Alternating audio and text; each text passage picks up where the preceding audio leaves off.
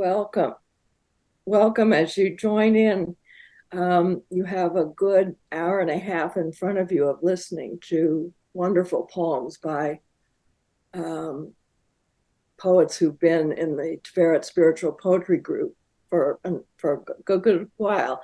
And I apologize for my cracking voice, but I'm not reading a poem, so I think we'll be fine. Um, I just wanted to take a few minutes to talk about Tiferet and about the really magical wonder of the spiritual poetry groups. Well, first of all, Tiferet is an interfaith literary journal that I started back in 2004, and we publish prose and poetry from people of all faiths and even non-traditional faiths. And we also started offering at the beginning of the pandemic. I felt like, gosh, what can I do? I'm a writer. I'm used to. I could kind of handle the beginning of the pandemic, thinking that okay, I can do this. And I thought, what can I do to be of service to others who might not be so used to aloneness and being inside the house? And I thought about spiritual poems that have helped me through challenging times in life. And I was just as an aside, I was raised Christian, but my father was Jewish, my mother was Christian, so I always felt open, very open to both faiths, and always wondered as a kid why can't people get along? And because my parents loved each other dearly and were married for 68 years. So, but when they married back in 1948, both of their families were very much against it. However, they grew to love their second, a couple more people in the waiting room.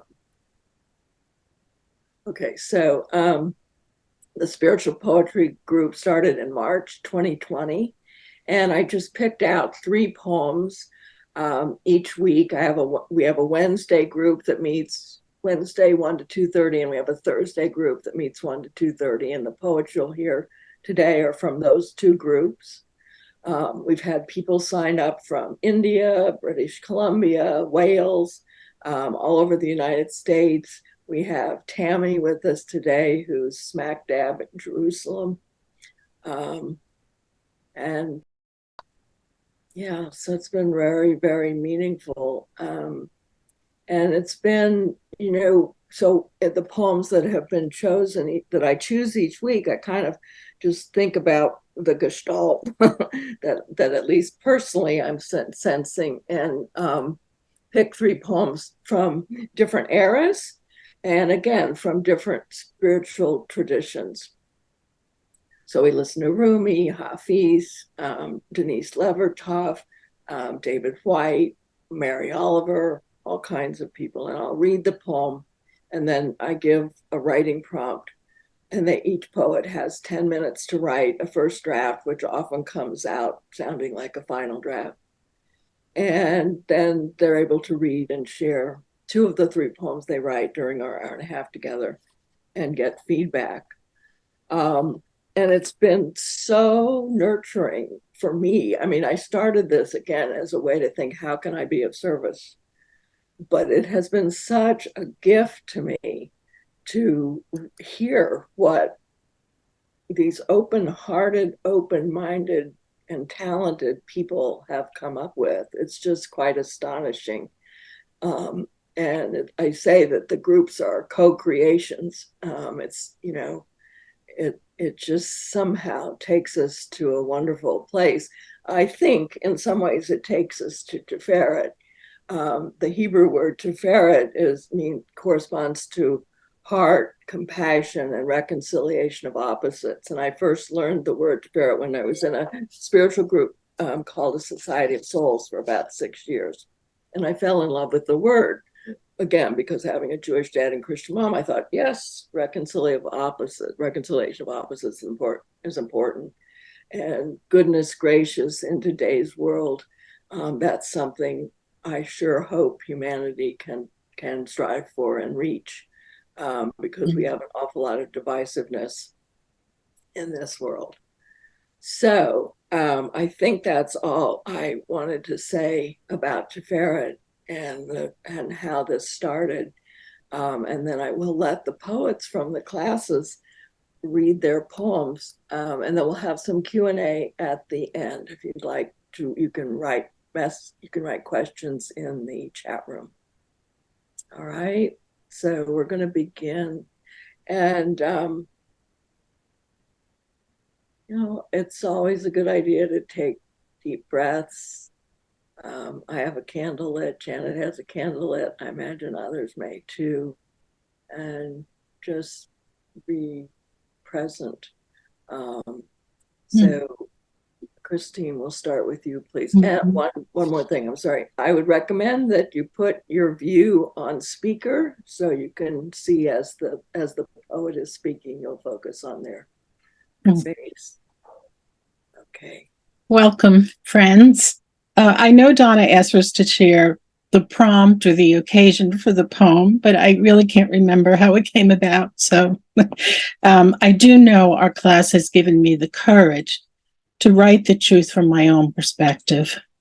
The poem is called Te Amo, Te Amo. The photograph I mentioned in the poem appeared in all the national newspapers, June 26, 2019. Te amo, te amo. 26-year-old Oscar is crossing the border in Mexico with his wife and his not quite 2-year-old daughter, Valeria. Days before he tries to cross into the great state of Texas by swimming the Rio Grande, he writes to his mother, still in El Salvador, "We are fine." My only point of reference is that I once rode in a basket, floating on air high above the majestic Rio Grande, not as an escape, but for pleasure. We ended the trip with celebratory champagne. Oscar recognizes his possible good fortune, swimming to freedom, setting Valeria down, safe on shore, hidden in the weeds, then turning back to rescue his wife. But the little girl follows him back into the water. The photograph I see is 2 dead bodies face down. Valeria is wrapped inside her father's shirt, entwined with him, one arm draped around his neck. They look like a baptism gone wrong. Oscar Alberto Martinez Ramirez, there are hundreds of ways to say I love you. Thank you. Peace and blessings to you all.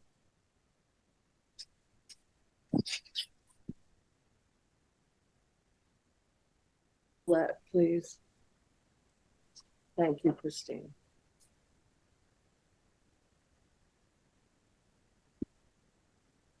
Hello, my name is Colette Zell, and I'm going to read a poem that I've written called The Needle's Eye, honoring Rumi.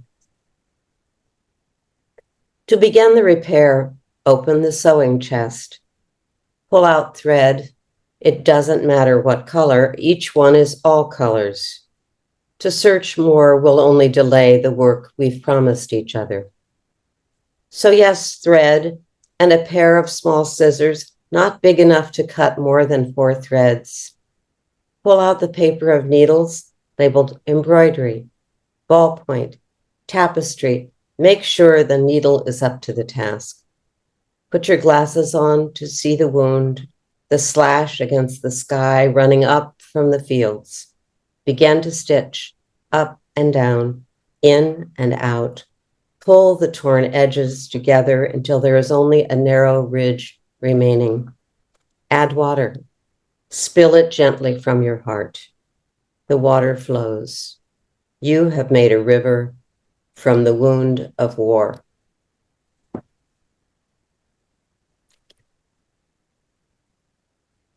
Thank you, Colette. And our next reader today is Ruth Kirshner.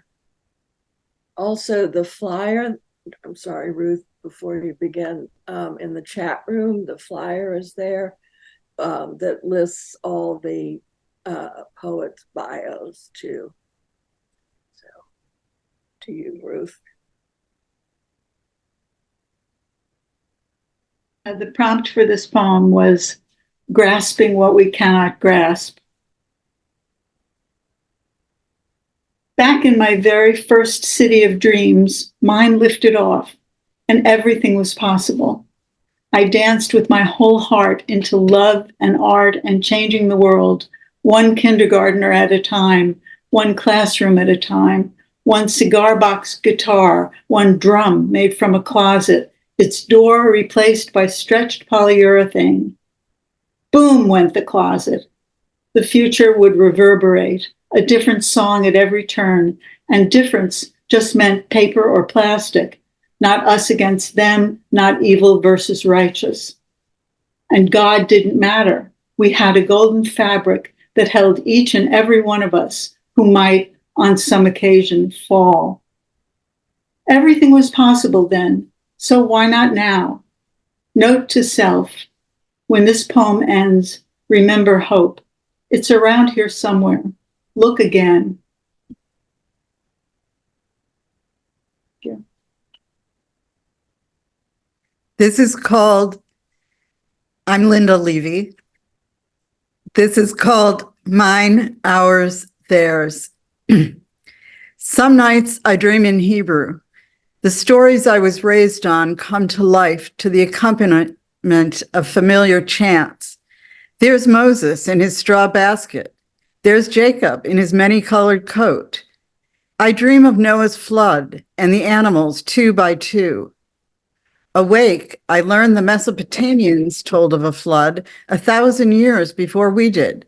A Sumerian named Utnapishtim built a ship long before Noah. Utnapishtim saved the animals too. Wait, you had a flood? They had a flood? I thought we invented the flood. Have I been listening to a wayward choir? I love the songs I already know. Do I have to learn your songs too? Isn't my God the one God? That's what we're taught. Now it turns out there are other gods, other heroes, other voices. I'm going to have to make more room in my dreams than I ever thought I had. Our next reader is Claudia Reader. Yeah, I'm Claudia Redder, and the prompt was, how can you live simply, wisely? Song for the Unborn. When telling the tale about the magic bird, I add, tie a string around her tiny foot.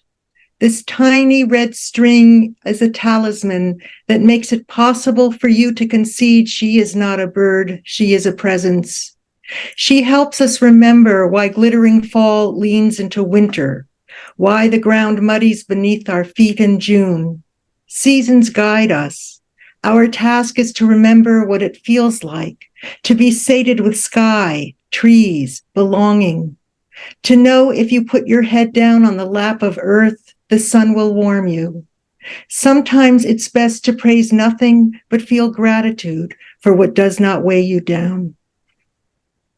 And our next reader is Chitananda. Hi everyone, I am Chitananda, and give me a minute here. My poem's not where it was. Read it from paper. Okay, so this is, I don't remember the prompt from this day, but it was pretty recent. It was back in November, and it's called Harbingers of Peace. I looked at my daughter the other day, her soft beauty unimaginable, her kind heart tender and pure. She knows me in a way unlike any other person, residing in oneness as we have from the time before she was born.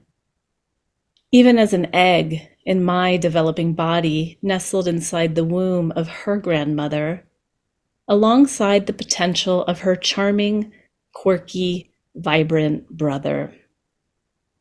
He knows me deeply too, and somehow quite differently, despite their shared beginning.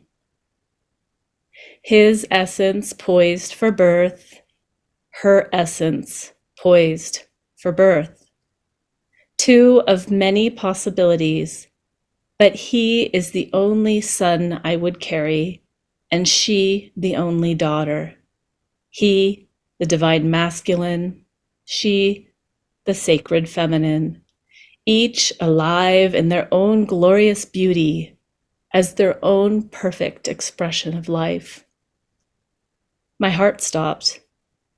My awareness shifted to the mothers, grieving their own beloved creations across many lands, creations known to them for a kind of eternity, the eternity of the womb. Yet humans continue to war, and our children leave this planet before we do, at our own hands. Accidents we cannot control. Let this be enough for mothers to bear. It is already too much. But war? War requires consent. Let us all cry out, no more. As a mother, with two beautiful children, full of imperfections and a deep magnificence I cannot understand, but that I feel blossom in my heart daily, hourly, with each pulsing breath, I cannot help but ask, how is it possible that humans war? It is our children who fight, after all. Let women rise as the collective womb of creation. Let us rise and decree no more war across lands, no more war within families, no more. I shall not bear children into war. I bear children as harbingers of peace, to be vessels of love as a sacred act of reverence from my vessel of love. To those who seek war, ask your children what they need. Look in their eyes and listen. Make requests. Make amends. Our planet can hold us all. I surmise you will hear them cry, war is never the answer. You will see in their deep eyes worlds of possibility filled with visions of clean oceans, recovering species, regenerating farmland, thriving families, cuddling, playing, singing, laughing, a general exuberance for life and merriment. Maybe it is time to let our children lead, guiding us through the purity of their hearts to sanctuary. Thank you. Hi, everyone. I'm Jonelle Sarah, and I'm lucky to be part of this class. This poem was inspired by a Rilke poem. The prompt I was responding to was more or less where you find yourself at the crossroads of mystery or mystery of the senses, something similar to that. It's called The Intersection in Which We Find Ourselves. Listening to Rilke this morning, I am a raindrop in a spider's web, not trapped but held, my fears transparent in the morning light. You ask about the mystery at the crossroads. I want to say something about impermanence, about moments on earth and stone pathways I follow in my dreams. I've seen stars fall to the earth and bushes burn. I followed wonder down the highway of a fern stalk, let the morning sun over the jungle burn surprise into my heart. I've touched the ground for you, and you, and you. The fountain in a Buddhist temple in San Francisco holds the tears of Mother Mary, shed while she cleans the broken body of her son every day. An endless loop of bathing, grieving, and burying. As long as mothers bury sons, Mary will not cease the ritual.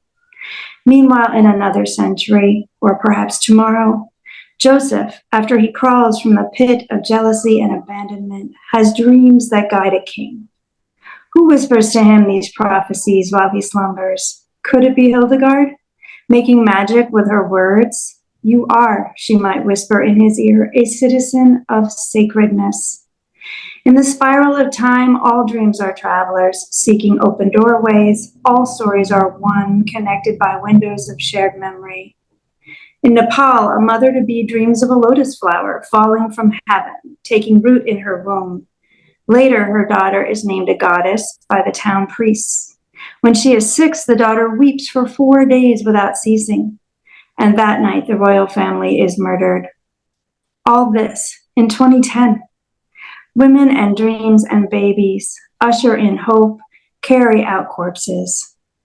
When I carried my own firstborn within me, I dreamt of Rousseau's tiger in the desert, nudging me in my sleep, woke craving pomegranate seeds, matzahs, dolmas, the scent of grilled lamb, as if I might be birthing a Greek child or a Jewish one, as if I carried a servant of God, a prophet, a prince, or a flower that blooms in the winter.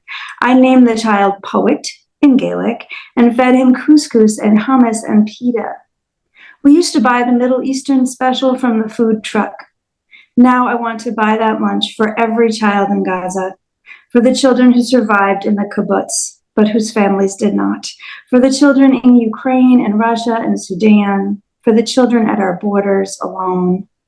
Gather round, fierce little ones, rip the pita, dip into the yogurt sauce, taste the tangy tabbouleh on your tongue, share this meal with me.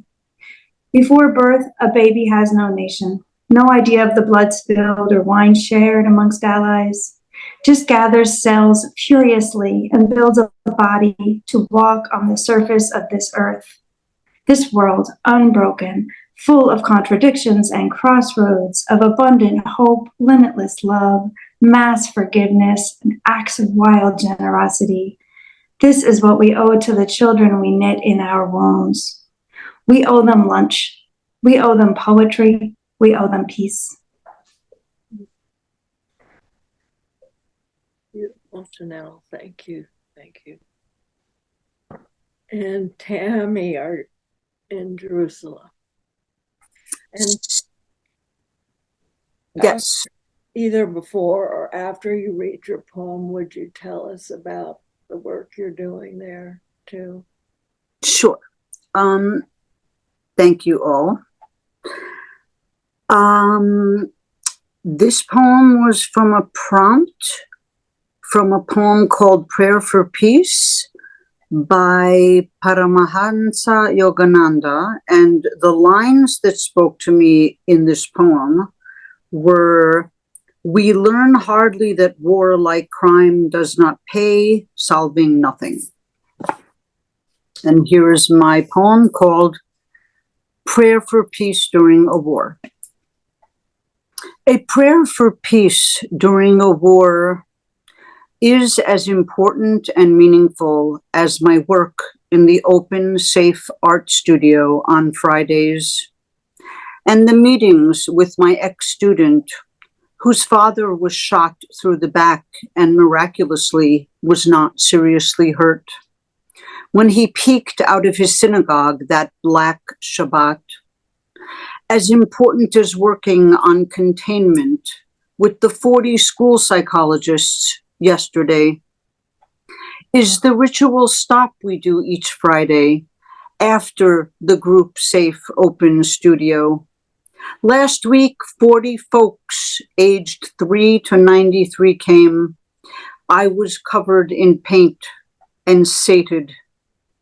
They are all evacuees from kibbutzim that were brutally attacked. Afterwards, we drive purposely through Abu Ghosh, the Arab neighboring village, and buy cookies, barazik, baklawa, raibe, basbousa, and knafe, from the 30-year-old Arab man who studied philosophy and Israeli history and lore at Hebrew University. His bookshelves over the sweets, the hilwayat, include Anne Frank's diary in Hebrew, Kant in Arabic. We discuss Heidegger and Sartre in Arabic as he pours the orange blossom water over the hot knafe. A cloud of luscious steam rises, and I believe that the entire experience is an edible prayer for peace, and then create an altar from it all at home for Shabbat dinner dessert. Beautiful, beautiful. Our next poet is Ellen Bleet Cohen. Hi. My poem was also inspired by the Prayer for Peace by Yogananda. And the exact same line was also the thing that triggered the poem for me. We learn hardly that war, like crime, does not pay. So you'll recognize that in this poem, which just came out. I really didn't change it too much, which is pretty amazing how this workshop works. So it's called Let Us Grow Peace. Can we truly see the other and learn to love them so that we cannot bear to destroy them? Can we jump the groove carved by the churning wheel of history, the rut of senseless carnage and destruction in service of what? To end up on top of the heap? We learn the hard way, or rather hardly learn, that war answers nothing other than a child's cry for mercy as bombs rain down, creating new suffering, birthing a new generation of fear and hatred, never to be buried with the bodies of the dead. Let us bury the fear and the hatred, water them with our mutual sorrow, grow peace from the wreckage.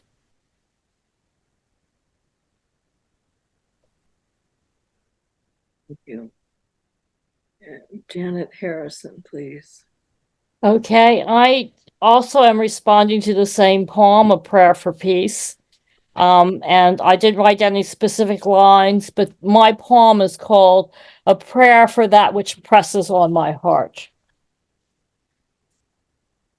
I pray for peace as if I had misplaced it, dropped it along a path through the forest one flaring autumn day. I fail to miss it for days, partially because I never knew I had it in the first place. There is so much hurry, too much raise. I pray for peace as if I could find it, like a shiny quartz in driveway gravel, or a perfect shell cast onto the shore of a restless ocean. As if it were something I could pick up and hold, exclaiming, "Look, here, do you want to hold this marvel? Stop the war. I found a black stone with green flecks." My angels are gentle today. They encourage my prayers, my pleas for peace. Let African nights be still and healing. Let Ukrainian children sleep through the night. Let Arab, Palestine, and Israel beat swords into plows under the shade of fig trees. Let them share bread and stories of love. Everyone has stories of love. Let gentleness overtake all violence, I pray, here, there, everywhere that writhes in pain and anger. Let not another dawn come to pass in war. Oh, I long for you, peace. Please do not linger beyond the horizon. Look, I have found a black stone with green flecks. Stop the war. Next up is Deborah Garish. Hi, everyone.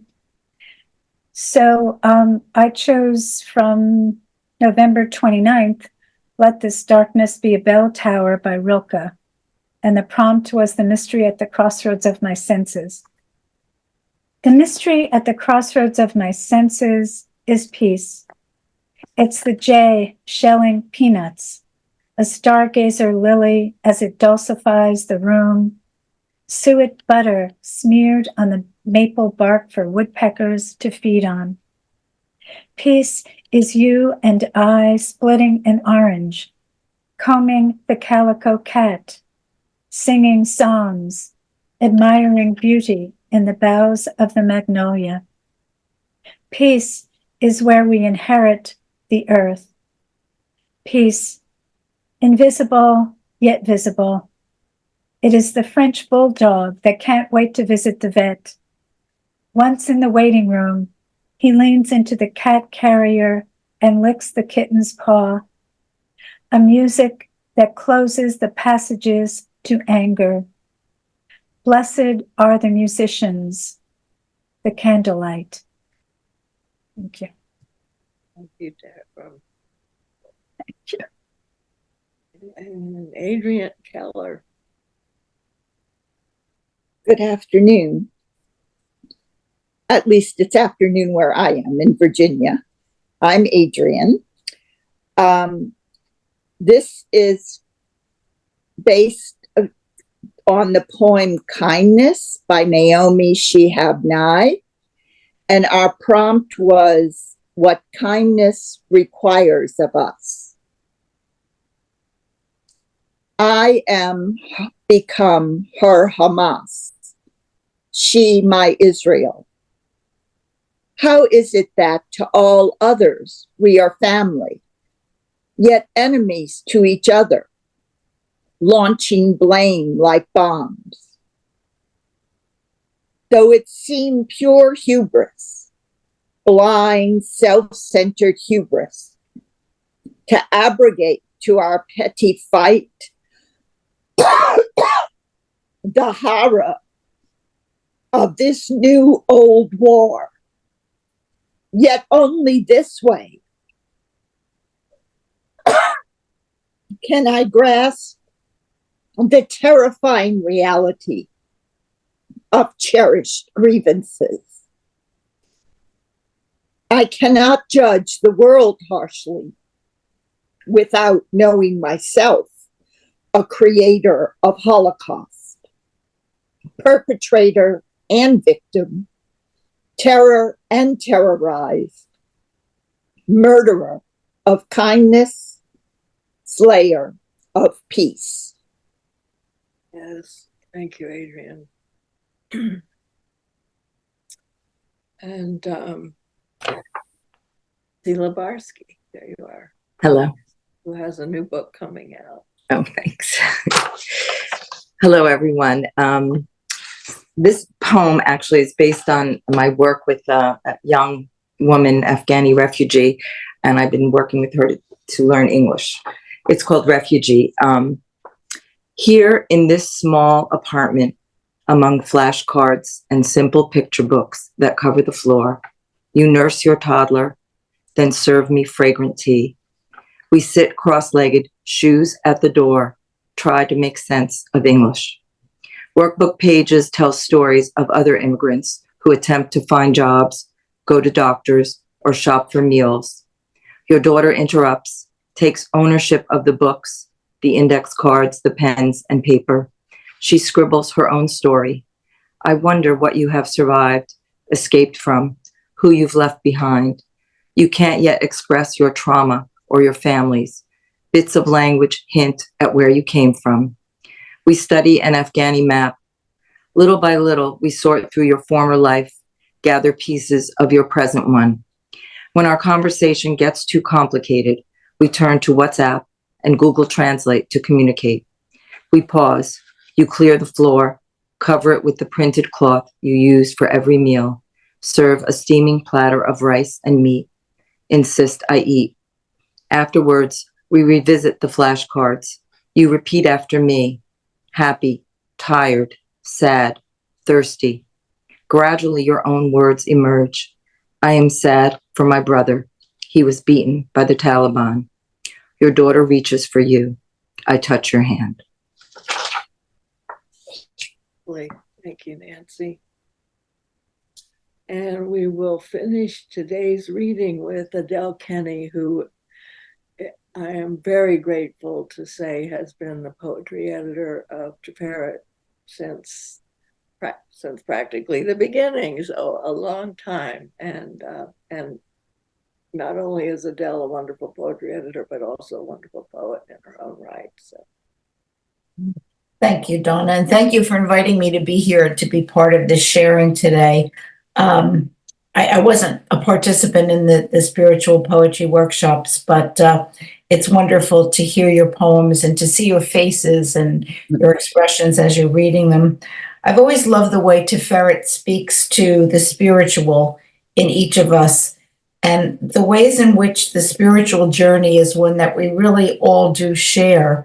It may be that we're taking different paths up the mountain, but we're on that same mountain together. And our poetry is the one thing that tells us we're not alone. And that's so important to me, because why else would we write? We write to share and to be part of the universal community in whatever ways we can. This poem begins in autumn, which will end soon, by the way, on Nancy's birthday. We're talking about her book and her birthday today, so we're celebrating all of that. But it's really about realizing the something other of spirituality.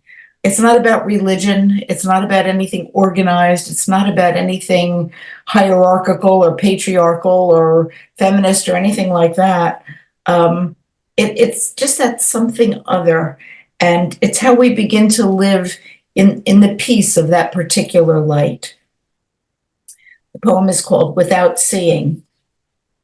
It isn't now or this patch of blue autumn, light skimmed like milk without substance, its ghost on my lips. Or the way trees darken before the sky, the way light slants through pines, my neighbor's lamp or the moon. It's not the way night feels when I walk in March, when snow melts into mud and I smell grass again. When I know without seeing that tight buds open high in the branches. It's not the expected order of things, but moments of other, when something startles me into knowing something other. Tonight, wind pulled leaves from the sky to my feet, and suddenly, without warning, a deer leapt from the thicket behind me, leapt and disappeared, past me as I passed myself, my body filled with absence, with air, a perfect mold of the light gone through it. Thank you all for listening. Beautiful, beautiful, Adele. Thank you. And I just thank you all for reading your exquisite poems. And I just want to say a couple sentences, and then if people have questions or comments, following what Adele just read, mentioning air. I know in one of the early classes, I posted a slide from Jane Hirschfield on the Poetry Foundation website. Jane Hirschfield has an article about spiritual poetry. What is it? And she talks a lot about spirit, esprit, pneuma, ruach, all words for the breath. And one of the things that, the other thing I wanted to mention, going along what Adele and many of you have talked about, that there are different paths up the mountain. I personally believe that. There's a quote from Emerson that was a guidepost for me when the magazine first started. God enters each individual through a private door. And I believe that. And I guess I have one question, because I'm kind of putting you on the spot, but the poets who've read here and who've been in the class for a while, like, what do you think? So it's pretty many of these poems were written in 10 minutes without, some of them, nobody, no revision was done. It's pretty astonishing to my mind what comes out in those 10 minutes. And I think it's partly the magic of being in a creative community, partly the magic of the poems from Rumi or Jane Hirschfield or Mary Oliver or other poets that are shared that brings us into that space where we can let something come through us onto the page. And I'm just wondering if any of the poets want to say anything about that.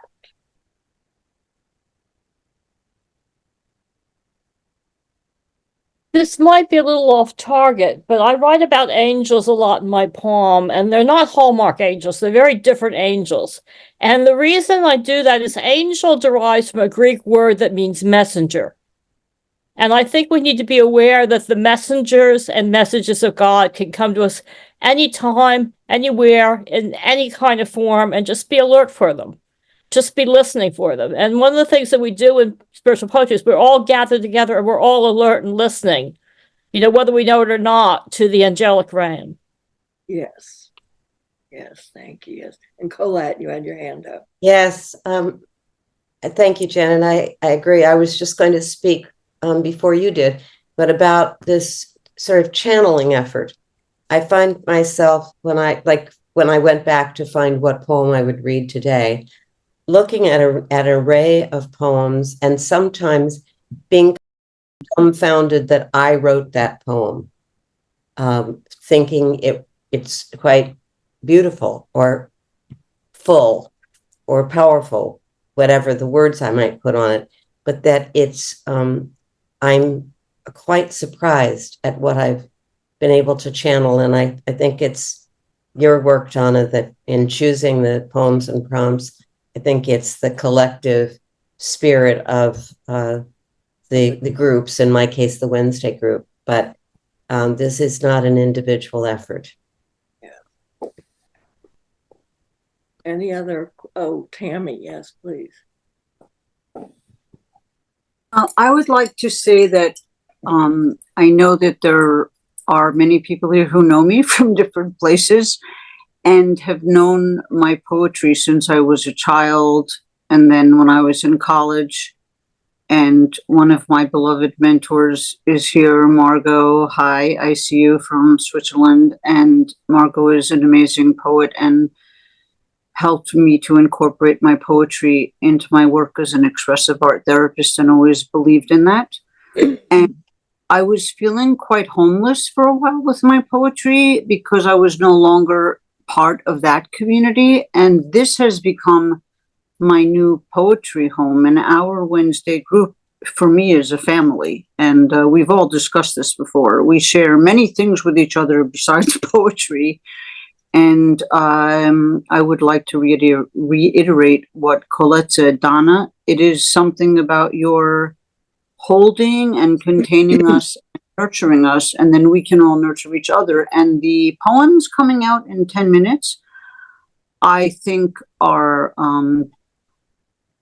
because we are conduits and very aware of our words and our feelings when we're writing, and we're not writing in order to publish or in order to, we're really in it for the emotional, spiritual part of it. And so I'm less and less astonished at the incredible poems that come out in 10 minutes that are almost never edited.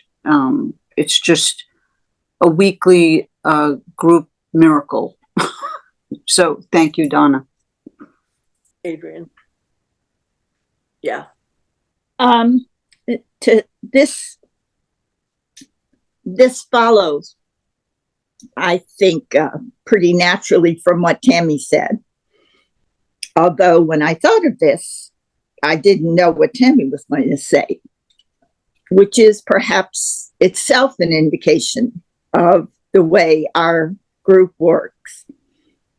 But as you could perhaps tell from my poem, I am a person who all my life has struggled with anger and rage and what effect that has had on my personal relationships.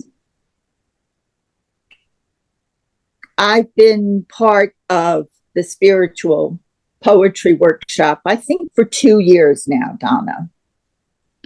And I would say that 2 years ago, I could not have at all said what I just said in any group.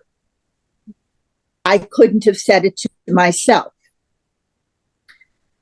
I have, as you may imagine, years of various therapies, which have all helped. And I have a relatively intense spiritual practice of contemplative prayer, which has helped more than any of the therapies. But as far as being able to hear my own emotions in words. This has been the result of these spiritual poetry workshops. First, to be able to find these wonderful poetry resources waiting for me week after week, whether I feel particularly inspired or not, to through the poems that were chosen, find poems that I hadn't read of poets whom I had read, or find poets I'd never read. And there's something about the boundaries that the 10 minutes creates that makes it a safe space within a safe space. Mm-hmm. I don't have to particularly expect anything grand and wonderful of myself because it's only 10 minutes. But on the other hand, what is right there at the very first reaction to a beautiful poem is where I have to start because I only have 10 minutes. So from my point of view, as someone who loves poetry and is a casual writer of poetry herself, the deepening pleasure and familiarity with poetry, the anticipation each week of this space, and the ability that it has given me to put words to feelings that troubled me my whole life, but that I could never bear to put words to myself. Donna, you asked us to say a few words about what the spiritual poetry group meant to us. This was more than a few words, but this is what it's meant to me. Thank you so much for creating this. Thank you, Adrienne, for being a key part of it too. And just, I'll say, like, sometimes we cry, sometimes we laugh. You know, it's a real flow between dark, light. So let me ask other people, other poets. Yes, Ruth, and then Deborah, and then Ross. I see a hand, Ruth. Yeah, just quickly, I want to say that, the word channel comes up, and magic and miracle. For the longest time, when I was 20, I had to write a defense of an art exhibit that I'd created art. And I felt like I didn't even want to use the word I, because I felt like I was channeling, I was a medium for, and that went into my so-called defense as a senior in college. But I just wanted to applaud the courage that it takes to open that channel. And that happens every week, 3 times during our sessions on Wednesdays. And so I'm applauding everyone for being brave and opening your mind and your heart to become a channel for what comes through. For all it is, yes. Yeah. Deborah. Yes, I just want to say, Donna, we all thank you immensely. You are a great inspiration to all of us, and you've created this beautiful community out of your own desire to want to, make the world a better place. So we thank you so much. And every time I come to this spiritual workshop, I am reminded there's a sign outside of the Summit, New Jersey Visual Arts Center. And it says, or it did say in the past, creativity never gets used up. And every time I come here, I'm astounded by the creativity and the poems that just pour out of everyone. And each week, same group, same people, new poems, and there's a freshness to our new songs. So I just want to thank you all, and I'm just so grateful that I can be part of this. So thank you, Donna. Me too. I'm grateful too. Thank you. And Roz, you had a question? Yeah, so I have a comment. I was in the group a few years ago for several sessions, and unfortunately my husband's come down with a serious neurological issue for which there's nothing they can do. So I really can't do anything consistently anymore. But I do want to say, Donna, that from the classes I did take, what I've carried with me is the importance of feeding myself every single morning with spiritual poems, poems that kind of speak to me about hope and compassion, kindness, and particularly right now, resilience. And so every morning I spend some time reading poems like that, and many mornings I do write a poem. So even though I haven't been in the class, I have taken your teachings with me, and they've really helped me get through some very challenging days. And I'm sorry I had to go in and out. I have a caretaker here, but there were some problems. He needed my help. So I'm hoping I will be able to hear this. I know it was recorded, and maybe when I have some time, I can find out how to do that. Okay, thank you very much. It's being recorded. Thank you, Roz. Yeah, I mean, writing, I consider it a spiritual practice. And Tammy, I think your dad's here too, right? Yeah, I just saw his name there. I think my son is also here. There's a lot of people who I'm connected to here, and I feel like it's circles and circles of family, both biological and non-biological, including the poetry group. So yeah. And can you just tell us a little bit about what you do as an art therapist, especially now in Israel? Yeah. So I'll make it fast, but especially now I'm working on these things that are called safe open studios, which were open the day after the horrors began, which are open arts-based studios for people who had to leave their homes, who can no longer live where they were living, and we don't know when they'll be able to go back. They're living in hotels all over the country. And I volunteer in one of those. And before that, I was extremely involved for around 25 years in doing expressive arts therapies with Jews and Arabs in Jerusalem, using the expressive art therapies as my passport to get through invisible divides and use the arts, as Margot knows, as my mother tongue. And that's what my doctorate was about also. So I'm a very strong believer in poetry and all of the arts being bridges. And I don't think it's by accident that some of us chose the same poems. I mean, it's all obviously from somewhere else. I don't need to know where that place is, by the way. But the arts always speak from another place. And I feel very blessed that I've been able to be part of many different art-based communities in my life. At the moment, I will say, I heard the word hope mentioned, and I'm having a really hard time finding hope right now. But I wait for Wednesdays. It's like my sanctuary, the class. It's like, I know I have this one place where there's going to be an art-based sharing that comes from the heart, soul, and spirit. So thank you, everyone, for making that. Thank you, and for the work you're doing now with people who've been hurt. Any other questions from anyone for the poets or?